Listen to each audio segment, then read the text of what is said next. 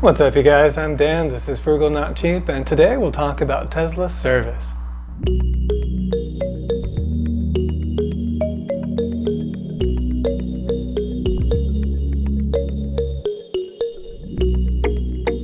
So in my one-year review of ownership of a used 2017 Model S, I talked about, some things that Tesla could improve on. One of those things was build quality, and the other thing I talked about, though, was about Tesla service.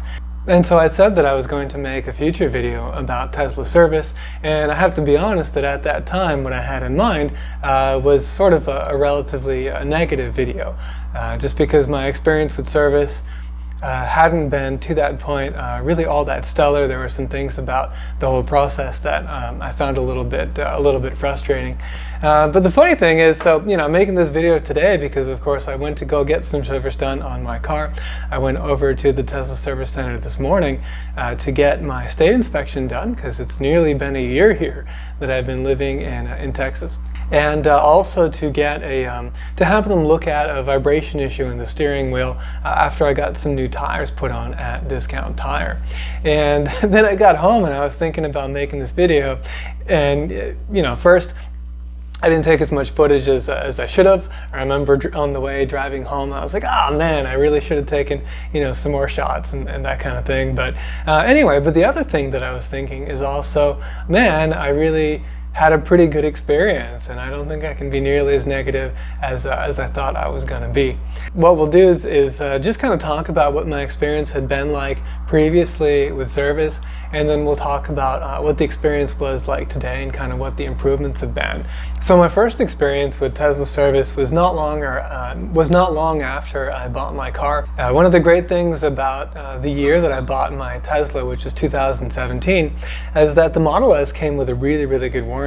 It's got a unlimited mile 8-year warranty on the battery and the powertrain. The general warranty had already expired at the time that I bought the car last year in early 2021, but that's okay. Anyway, what I had noticed is that there was kind of a loud droning sound coming out of the rear of the car when driving at specific speeds, which was about 79 miles an hour. Kind of, around the speeds that you'd want to drive on the freeway if you're not in the rightmost lane, kind of being a slowpoke. It was fairly loud, and I didn't think it was normal, so I looked it up on the internet. Turns out that this was a relatively common issue. People would describe it as milling or as a humming sound or droning sound. And if you use those words, then you could get Tesla to take care of the problem. So I used those words, and again, a positive thing. They replaced the entire drive unit with a new one. And they also replaced the high voltage harness. So I can tell you I really felt really good peace of mind knowing that all of these parts had been replaced early on in my ownership experience. So that was really cool. It would have been better, of course, if nothing had been wrong, but at the same time I feel good having those replacement parts and then also having had that warranty and having had no cost to have all that done. So these were positives. What were the negatives, though? And these are some of the things that I think are the most useful about this video, is to let you know how the Tesla experience, the ownership experience, is different from the regular car ownership experience. And the main reason is that Tesla doesn't have dealerships. So they're vertically integrated, everything is done by them. So whereas your dealer is an independent business really from whoever makes the car, say if you've got like a Ford, there's some person that owns this Ford dealership and they're independent from Ford, they buy their product from Ford and they have a business arrangement. But they're a step removed, right? That means that these guys, these dealerships, need to make money on service, and they need to make money on, on the sales above and beyond whatever they're paying Ford for those vehicles. Whereas with Tesla, they own these service centers, and so they are trying to not really make them a profit center. They've stated that that's really not their goal. One of the things that initially struck me very quickly that's different about Tesla ownership is how difficult it is to get someone on the phone. So I was going to schedule this initial service appointment, and I looked up the location online, and I called the number and nobody picked up, right? It was even hard to find a number. And so the big difference is that in order to cut costs, communication's done via the app. So you go to the app and you set up your service appointment there. So the first annoyance immediately is that there are these different categories for the things that you might want service on. But of course they don't encapsulate everything, right? They capture maybe the more common issues, but in my experience there haven't been any of the issues that I've actually wanted to go see them for. So that was kind of the first annoyance. And then the second was just how slow the communication was. So like nothing happened on the app until near the time of the appointment, when they finally kind of took a look at it and said, hey, this is the deal. If they'd kind of taken a look at what your needs were longer beforehand, then they might be able to sort of be more prepared and get operations more streamlined for your visit. But they kind of do it more near the last minute, like within the week of your appointment. Yeah, roughly around then. So that was annoying. And then the communication, of course, isn't instantaneous. It's just by these little text messages. And so, it might take a day before you get a response. And so that also turned me off. The comparison I have is to the Acura dealership. So I bought my old car from Sunnyside Acura, and I had a wonderful experience with their service department there. So I would call, they'd pick up right away and transfer me to service, and then they'd have someone really nice on the service line, and we'd talk about my issues, and they'd schedule the service, and they'd be ready for it, right?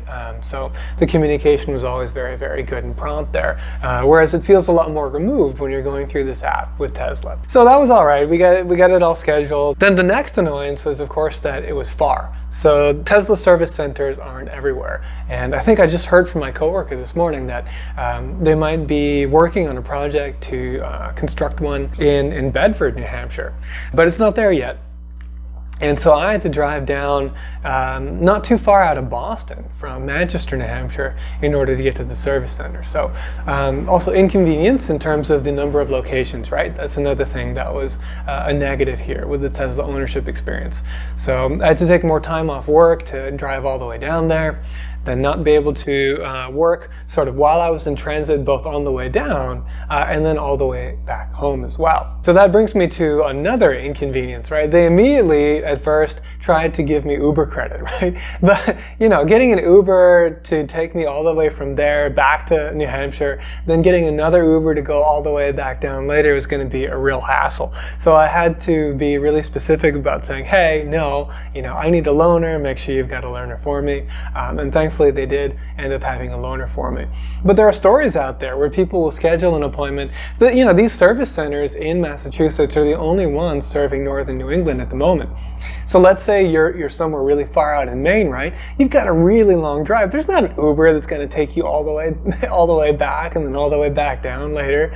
I don't know how much Uber credit that would even take. Anyway, so there are these issues that happen if you don't think ahead and make sure that you take care of things with Tesla. Whereas you'd prefer, of course, the better experience would be if they took care of those things for you. All right, so I get there though, and the parking lot's just packed with cars. There's like no place to park the car. I'm going around this little tiny lot trying to find a place to put my car. There's nothing. Finally, I just kind of stop it somewhere and I ask a guy that works there, hey, what do I do with the car? And he tells me to parallel park with these other cars that are lined up right on the side of the building. And it's like really, really tight. I barely get it in there without hitting any other vehicles or the wall, and get out of there and go into the service center. And I check in, and it's an okay experience. I think some of the things that were not great were just because of COVID. So, there's this whole, there's that whole thing about, I don't know, it's just less comfortable, right? You want to have this more touchless experience, and you're wearing masks, and it just feels a little bit kind of odd.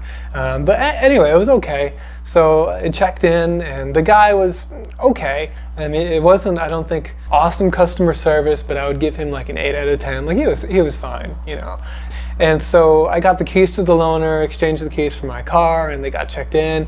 We talked about what they were going to do and everything. And I get get out there to try to find the loaner, and it turns out it's one of those cars that's parallel parked. So then I have to do like a 30-point turn. I wish I had video of this thing, trying to get this dang car out, this little Model 3 out, because they've parked these cars so tightly. I'm trying not to hit anything. Anyway, finally I get the car out, and I drive home, and you can actually see the Model 3 car, the loaner, in my Model 3 review. So I'll link that in the description below, and you can see the title up here. But this car was not clean, right? There was like dirt, there was stuff on the roof. So at Acura, you'd get a loaner and it'd be pristine. And that was not the case here. This Model 3 clearly more like a taxi. It just hadn't been cleaned out before me, and so that was not great. But yeah, so I get home. The cool things are the app again. So while they're working on my car, I can see in the app kind of what's going on, and when they take it out for a drive to try to replicate my issue, I can see them and see what speed they're driving at. The app is really cool. Tesla does very, very well. They replicate the issue, they confirm what they're going to do, and then they replace the drive unit. Then I went back down, picked up my car, and again, the experience was really bare bones. So they gave me the keys to my car. I went out there, and my car had not been cleaned at all, right? It was just parked there on the lot somewhere.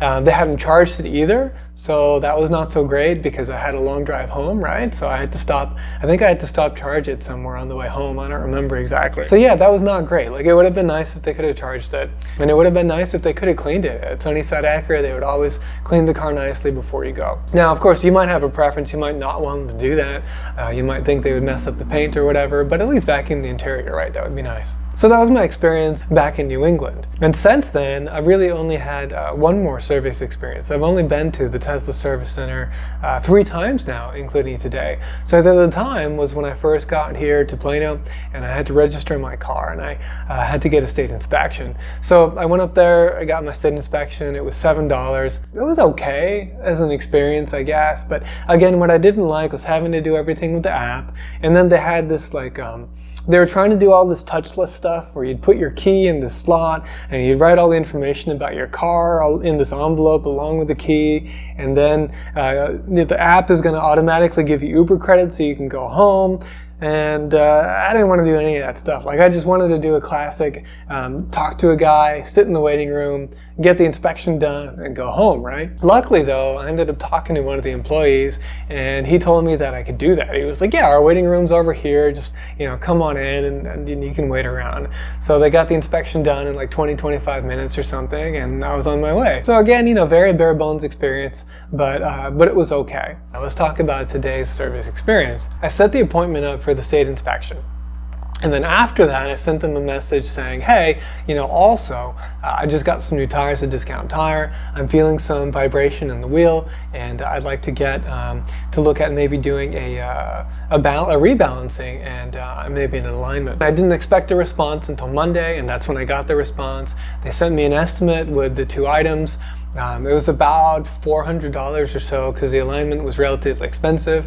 And I thought about it, I don't really need an alignment. I think the alignment's probably fine, but the rebalancing would be good. So I sent them a message back, said, hey, let's take off the alignment. Let's just do the rebalancing and the inspection, please. Then, took a while, but they said yes, okay. Next day, I got the new I got the new estimate to approve, and it was just those 2 items, and it was a little under $200. So approved the estimate digitally, which is pretty cool that you can do that through the app. Again, the tech is really, really good. And then I showed up there this morning. Now, this is a weird issue that keeps happening to me, and this one was my fault. I should have checked more carefully. But at least 2 times, this is the second time at least, where the app has set up my appointment to be in the Dallas location.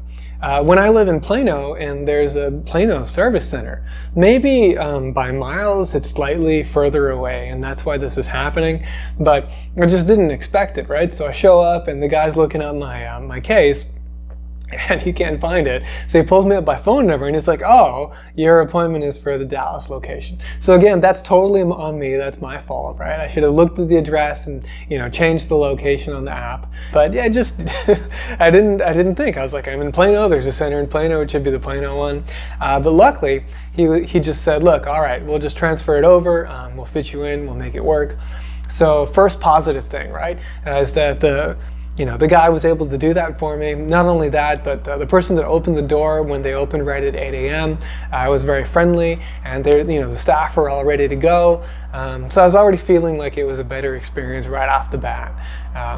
So I went over to the waiting room. Since the market is open, of course, I needed to be prepared to work. In fact, the market opens at 8 a.m. Central, 9 a.m. Eastern. So I got my laptop out and my phone and plugged it in, and got ready to do my job. And I was there probably about an hour and a half or so. It really wasn't all that bad. There wasn't any communication during or anything like that. They just came over and told me when the job was done. Here's probably the only negative, is they just said, hey, you're all done, here are your keys. Yeah, at the same time, I think for most people, that's what they want, right? They don't really care about the details. But for me, I'd like to know, what was done and how it went. So I asked him, hey, can you tell me how did the rebalancing go? So he had to go back and ask the technician, and then the technician let him know that both the front driver's side, which of course would have been impacting the wheel more, and the rear passenger side wheels were out of balance.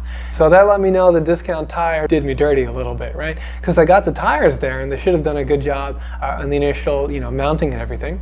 And then when I noticed the vibration, I went back to the same location of discount tire and said, hey guys, I'm experiencing this issue. Could you, rebalance them? And so, they did that supposedly. I don't know if they ever did anything, but still had the issue. And here Tesla took care of it. So yeah, it would have been nice not to have to ask.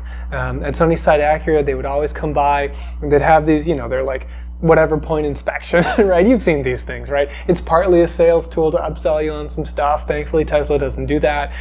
There's no fluids, right, that we need to worry about. So awesome thing about Tesla's low maintenance cars. But it would have been nice to have a little bit more like customer contact and just letting me know what was going on with the car. But it's okay. Another thing, it's kind of seamless. You have your account on file with Tesla, so they just charge you on the card on file. You don't have to pay at the counter or anything like that, right? You just get your keys and you're on your way. But again, the car was not cleaned. That's something that I missed from you going to Sunnyside Acura. The other thing that I missed is they had all kinds of really good snacks in the fridge at Sunnyside Acura. Here, they did have a Keurig, so that was good. I got a little coffee, and the waiting room, it's nice enough. It's kind of minimalist. The building on the outside is really minimalist. One thing though is you can't tell where the heck the entrance to the service center is until you kind of poke around. So that's not so great. Like, there's not really any signage or anything like that besides the Tesla logo on the building somewhere, not anywhere near the entrance. So again, very bare bones. But I get in the car, I go to drive home, and I notice immediately that the vibration in the steering wheel is much, much better. And I think, basically it's back close to where it was before, and maybe with a little more wear on the tires now, it's going to be just fine. So overall, pretty pleasant experience with the Tesla team. They were really accommodating. They were actually a lot more personable this time. Communication was relatively good, but again, don't expect them to get back to you in a message within like an hour or anything like that. Expect maybe 24 hours between contact, which could be frustrating if you needed to do something like right away, right? So, know that, plan ahead. Make sure you think about things. They do still want to do this kind of Uber model. If you want to get a loaner, you're going to have to ask and specify that, right?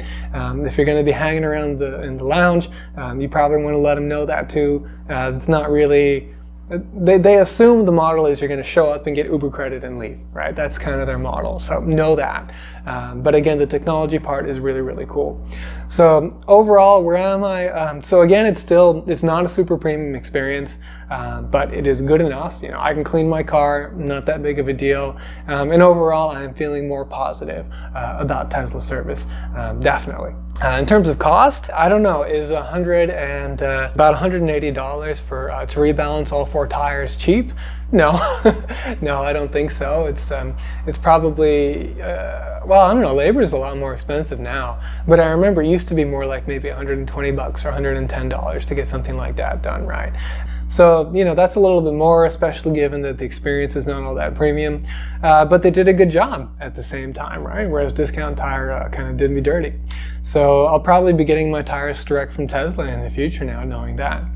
But overall, I think a better experience, definitely. So I'm going to get their survey on the experience. That'll come in by email, and I'll be improving my markings for them, and I'll be going back to the service center in Plano. But hopefully that gives you an idea of how the service experience with Tesla is different from if you were working with your dealership. There is a reason, of course, why people call them the dealerships, though, because they're always trying to upsell you and all this stuff. And if you don't know what you're talking about, then they're always like, yeah, you need some, I don't know, what is it, headlight fluid or whatever. Anyway, and then at the same time, Teslas just need less service, which is a really great benefit to owning one of them as well. Yeah, all right. Enough. I think I've repeated myself enough. Hope you get the picture. Hope you enjoyed it and you found this helpful. Thank you very much for watching. If you enjoyed it, do please hit the like button and consider subscribing, and we'll see you in the next video.